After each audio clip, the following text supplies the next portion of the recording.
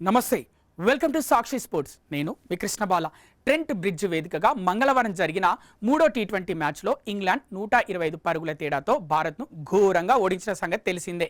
ఈ మ్యాచ్లో ఆర్చర్ 29 పరుగులిచ్చి 3 వికెట్లు తీయగా జోస్ టంగ్ 4 వికెట్లతో చెలరేగడంతో 202 పరుగుల లక్ష్యంతో బరిలోకి దిగిన భారత్ కేవలం 76 పరుగులకే కుప్పకూలింది.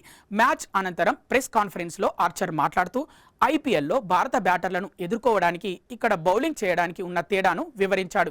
ఇది ఐపీఎల్ కాదు అనే అర్థం వచ్చేలా మాట్లాడాడు. ఐపీఎల్లో బ్యాటర్లకు అనుకూలంగా ఉండే ఫ్లాట్ పిచ్లు, చిన్న బౌండరీలపై పరోక్షంగా సంచలన వ్యాఖ్యలు చేశాడు.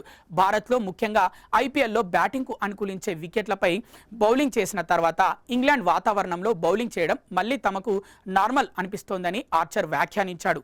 ఇక్కడికి వచ్చాక పరిస్థితులు మళ్ళీ మాకు సాధారణ స్థితికి వచ్చినట్లు అనిపిస్తోంది. ఇంగ్లాండ్లో మంచి లెంగ్త్తో నేరుగా బాల్స్ వేయడానికి ప్రయత్నిస్తే సరిపోతుంది. కానీ ఇండియాలో పిచ్లు బ్యాటింగ్కు చాలా ఈజీగా ఉంటాయి, బౌండరీలు కూడా చాలా చిన్నవిగా ఉంటాయి. అందుకే అక్కడ బౌలర్లు చాలా జాగ్రత్తగా ఖచ్చితత్వంతో బౌలింగ్ చేయాల్సి ఉంటుంది. ఇంగ్లాండ్లో మాత్రం బౌలర్లకు తప్పులు సరిదిద్దుకునే అవకాశం కొంచెం ఎక్కువగా ఉంటుంది అని ఆర్చర్ అన్నాడు. ఇంగ్లాండ్ వాతావరణానికి ఐపీఎల్కు ఉన్న వ్యత్యాసాన్ని ఎత్తి చూపుతూ ట్రెంట్ బ్రిడ్జ్ పిచ్పై 201 పరుగుల లక్ష్యాన్ని ఛేదించడం ఏ జట్టుకైనా కష్టమేనని ఆర్చర్ అభిప్రాయపడ్డాడు. ఐపీఎల్లో కొన్నిసార్లు 200 పరుగులు చేసినా గెలుస్తామన్న నమ్మకం ఉండదు.